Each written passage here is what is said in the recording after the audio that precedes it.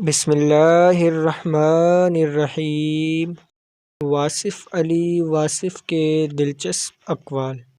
کسی انسان کے ساتھ ایسا سلوک نہ کرو جو تم اپنے ساتھ نہیں چاہتے۔ بیمار وجود کے لیے ہر موسم خطرے کا موسم ہے۔ ہمارا ہونا کس کام کا اگر ہمارے نہ ہونے کا کسی کو کچھ فرق نہ پڑے۔ بولنے والی زبان سننے والے کان کی محتاج ہے۔ اللہ تعالیٰ کا راستہ مومن کے دل کے دروازے سے شروع ہوتا ہے۔